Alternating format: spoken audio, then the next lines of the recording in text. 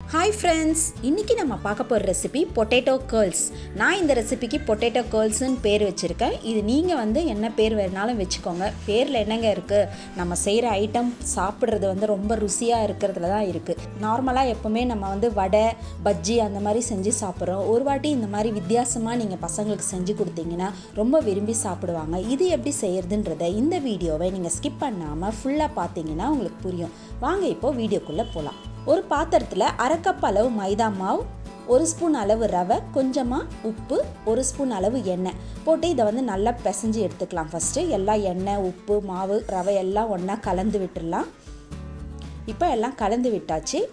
கொஞ்சம் கொஞ்சமாக தண்ணி ஊற்றி நல்லா சப்பாத்தி மாவு பதத்துக்கு இதை பிசைஞ்சு எடுத்துக்கலாம். இதை ரொம்ப லூஸாகவும் இல்லாமல் ரொம்ப டைட்டாகவும் இல்லாமல் கொஞ்சம் நல்லா சாஃப்டாக பிசைஞ்சு எடுத்திங்கன்னா தான் நம்ம உருட்டி எடுக்கும்போது நல்லாயிருக்கும். இது எதுக்கு நம்ம பிசைஞ்சு வைக்கிறோன்னா இது ரிப்பன் மாதிரி கட் பண்ணி அதில் ரோல் பண்ணுறதுக்காக தான் நம்ம இதை பிசைஞ்சு வைக்கிறோம். அதனால் கொஞ்சம் நல்லா சாஃப்டாக நம்ம பிசைஞ்சு வச்சுக்கலாம்.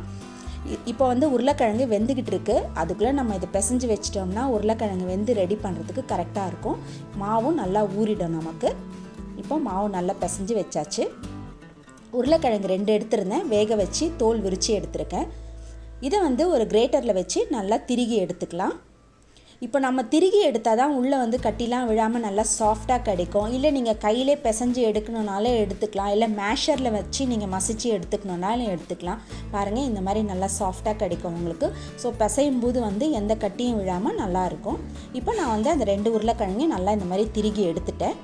ஒரு வெங்காயம் ரொம்ப பொடி பொடியாக கட் பண்ணி வச்சுருக்கேன், அதை சேர்த்துக்கிறேன். 2 பச்சை மிளகா குட்டி குட்டியாக நறுக்கி வச்சுருந்தேன், அதையும் சேர்த்துக்கிறேன். ஒரு 3/4 ஸ்பூன் அளவு சாட் மசாலா, கொஞ்சம் உப்பு, 2 ஸ்பூன் அளவு கடலை மாவு, 2 ஸ்பூன் அளவு ரவை சேர்த்துருக்கேன். சேர்த்துட்டு நல்லா பிசைஞ்சிக்கலாம். சாட் மசாலா உங்ககிட்ட இருந்தால் நீங்கள் போட்டுக்கோங்க, அப்படி இல்லைன்னா நீங்கள் ஸ்கிப் பண்ணிக்கோங்க. கொஞ்சோண்டு கரம் மசாலா கூட நீங்கள் சேர்த்துக்கலாம். நல்லா இந்த மாதிரி பிசைஞ்சு வச்சுக்கோங்க. இப்போ ஒரு உருளைக்கிழங்கு ரொம்ப தண்ணி விடுற மாதிரி இருக்கும். அப்படி இருக்கும்போது நீங்கள் மாவு கொஞ்சம் கூடுதலாக போட்டு நீங்கள் அட்ஜஸ்ட் பண்ணிக்கலாம். இது கொஞ்சம் லைட்டாக தண்ணியாக இருக்க மாதிரி இருந்ததுனால நான் கூட 1 ஸ்பூன் கடலை மாவும் 1 ஸ்பூன் ரவையும் சேர்த்து நல்லா பிசைஞ்சு எடுத்துட்டேன். மொத்தத்தில் 3 ஸ்பூன் கடலை மாவு, 3 ஸ்பூன் ரவை போட்டு நம்ம பிசைஞ்சு எடுத்துருக்கோம். இப்போ கையில் நல்லா எண்ணெய் தடவிட்டு சின்ன உருண்டையாக எடுத்து சிலிண்டர் வடிவத்தில் இதை நம்ம உருட்டி எடுத்துக்கலாம். ரொம்ப தடியாகவும் இல்லாமல் ரொம்ப மெலிசாகவும் இல்லாமல் நல்லா இந்த மாதிரி உருட்டி எடுத்துக்கோங்க. பாருங்கள், இந்த மாதிரி உருட்டி எடுத்திங்கன்னா தான் நமக்கு ரோல் பண்ணுறதுக்கு ஈஸியாக இருக்கும். எல்லாத்தையும் இந்த மாதிரி உருட்டி எடுத்தாச்சு. இப்போ ரொட்டி பலகையில் நல்லா மாவு தடவிட்டு நம்ம பிசைஞ்சு வச்சுருந்தோம் இல்லைங்களா, அந்த மாவை நல்லா அழகாக உருண்டையாக வச்சுட்டு நல்லா திரட்டி நல்லா மெலிசாக எவ்வளோக்கு எவ்வளோ உங்களால் மெலிசாக திரட்ட முடியுமோ அந்த அளவுக்கு மெலிசாக திரட்டிக்கோங்க. நல்லா பெருசாகவே திரட்டிக்கோங்க.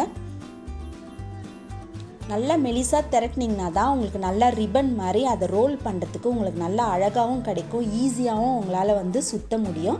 பாருங்கள், நல்லா மெலிசாக திரட்டிட்டு ஒரு கத்தியோ இல்லை கட்டரோ வச்சுட்டு முதல் 4 பக்கமும் நீங்கள் கட் பண்ணி விட்டுட்டு அதுக்கப்புறம் மெலிசாக நல்லா மெலிசாக கட் பண்ணிக்கோங்க. அப்போ தான் சுற்றுறதுக்கு நல்லாயிருக்கும். ரொம்ப தடியாக இருந்தாலும் நல்லா இருக்காது. இந்த மாதிரி மெலிசாக நம்ம கட் பண்ணிக்கலாம். பாருங்கள், இந்த மாதிரி மெலிசாக கட் பண்ணிக்கோங்க. எல்லாத்தையும் அந்த மாதிரி மெலிசாக கட் பண்ணி எடுத்துகிட்டு ஆல்ரெடி உருட்டி வச்சுருந்தோம் இல்லைங்களா, அதை இப்போ எடுத்து வச்சுட்டு நல்லா இந்த மாதிரி ரோல் பண்ணி வச்சிடலாம். ஃபஸ்ட்டு நீங்கள் கொஞ்சம் அழுத்தம் கொடுத்துட்டிங்கன்னா அந்த ஸ்ட்ரிப்பு மேலே நல்லா அழுத்தமாக பிடிச்சிக்கும்.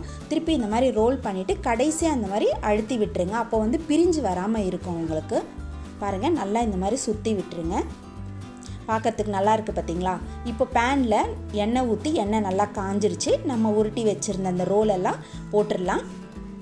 போட்டுட்டு நல்லா பொன்னிறமாக ஒரு பக்கம் நல்லா பொன்னிறமாக பொரிஞ்ச பிறகு நம்ம பரட்டி விட்டுக்கலாம். இதுக்கு நீங்கள் ரொம்ப நிறைய எண்ணெய் ஊற்றணும்லாம் கூட கிடையாது. ஓரளவுக்கு எண்ணெய் இந்த மாதிரி கம்மியாக ஊற்றி கூட நீங்கள் பொரிச்சிக்கலாம்.